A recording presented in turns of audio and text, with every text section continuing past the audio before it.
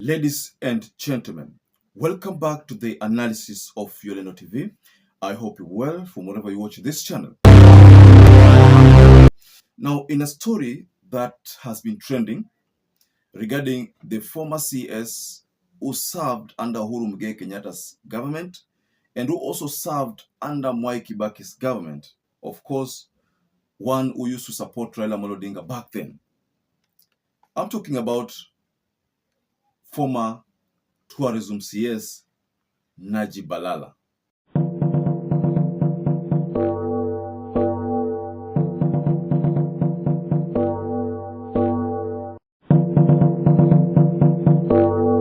So Najib Balala was nabbed by the Ethics and Anti-Corruption police,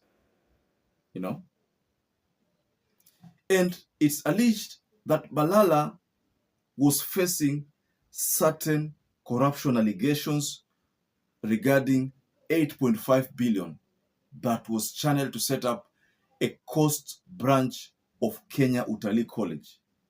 And that is the reason why the media was awash with news that Balala was arrested.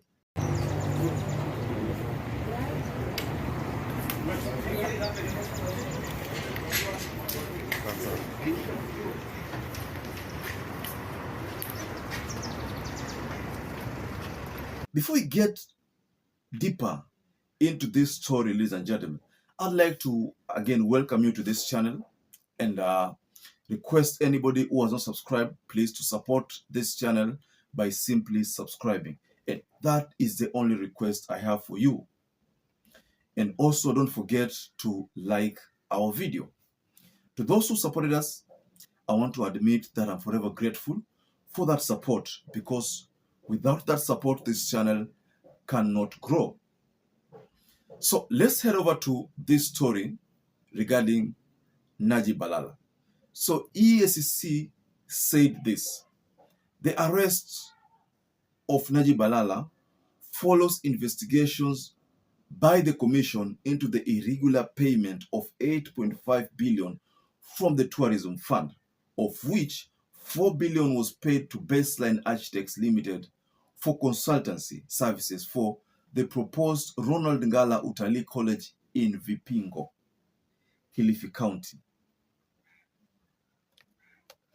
EACC went further to say it had nabbed 13, and it was yet to nab 13 individuals who are also part of that scheme.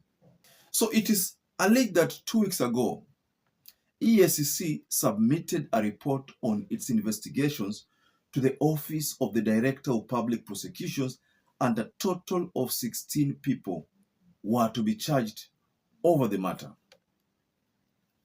I am not going to mention those names, ladies and gentlemen, but our main focus is on the former CS, Najib Balala. And if you know the history of CS, Najib Balala, and William Ruto, then you'll realize that they were political friends.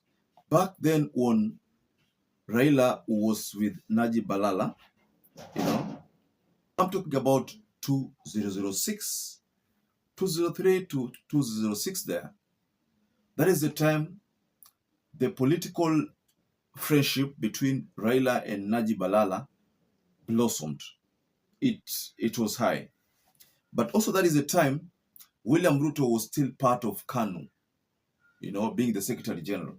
And then when it came to this issue of constitution, Ruto supported the constitution that was to be by Yashpal Gai, and not the other constitutions ambazo zilikuwa zinaletwa na the regime of Mwai Kibaki. Remember, there was the Wako draft, there was the Kilifi draft, there were other drafts, but all those were government instigated katibas, or government initiated ones.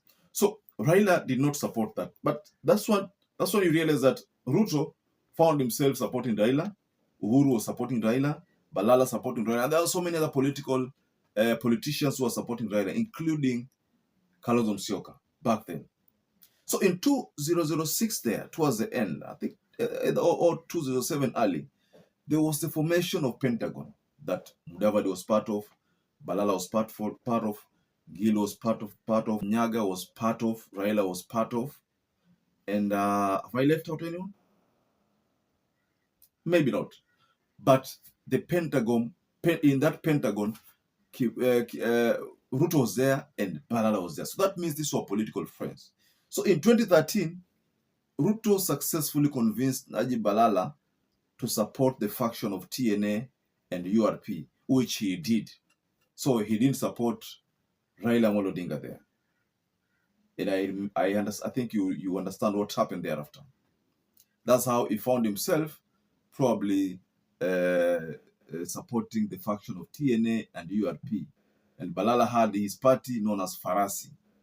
The Farasi ikamezwa na TNA URP, and then they formed now the Jubilee Party. It was the Jubilee Alliance, but it now became the Jubilee Party. So that is just a brief history of this political friendship between Ruto and Balala. I was just giving you that because of what is happening now. You know, Ruto promised that ile sword yake itafanya kazi.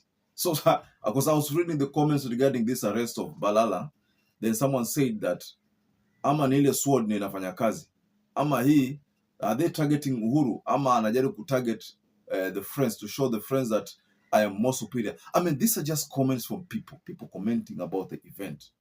But the bottom line here is that the EACC provided some evidence that warranted arrests of some particular 16 members, I think, who are part of the tourism, docket, who are alleged to have embezzled funds which were from the tourism funds kitty, meant to prepare or meant to construct a state-of-the-art tourism industry in Kilifi County.